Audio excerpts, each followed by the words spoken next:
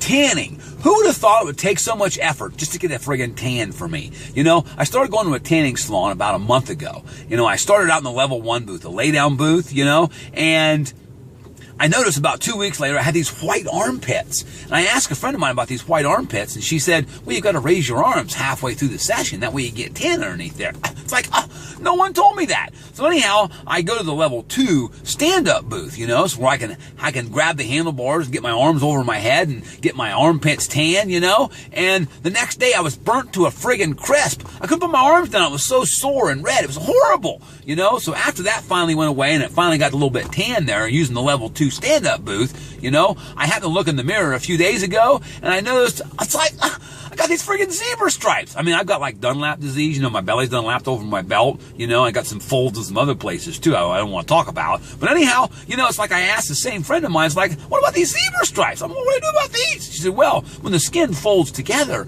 she said, the light can't get to it, so it can't tan there. You know, it's like, what do I do? You know, she said, well, I'll tell you what I do. You know, we're not as young as we used to be, you know, and the skin folds and all that stuff. She said, I get in the level 3 booth and I dance. That way it exposes all those areas, you know, shaking your thing and dancing, you know, and wiggling your butt and all that. So, okay, I'll give it a try. So I go today to the tanning salon. I say, hey, I want to try the level 3 booth, you know, the stand-up level 3 booth, you know. So they take me in this room and it's like walking in a room with a giant nuclear missile. This great big mammoth red super booth, you know. It's like it's like a capsule they launched into space or something, you know. So anyhow, you know, she leaves and then I lock the door, take all my clothes off and my rubber bracelets and all that crap and my glasses, and I smear on my 100X indoor tanning lotion stuff, you know, whatever it does. I don't know what it does, you know, it's kind of pricey, so I hope it does something. So anyhow, I climb into the super booth, I shut the door on the nuclear missile,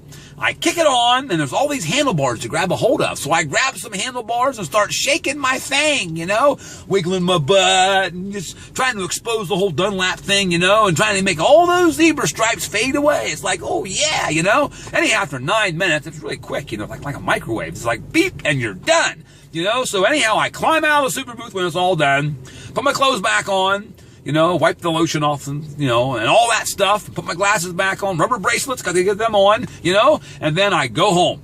On the way home, I'm thinking, my God, that was a lot of work. That wore me out. 9 minutes of shaking my thing and hanging off those handlebars like a striptease dancer at a club or something. It's like, that took a lot of effort. I'm not as young as I used to be, my goodness, and I smoke, and that wore me out. Who'd have thought it would take so much work just to get a friggin' tan for me? I mean, tanning.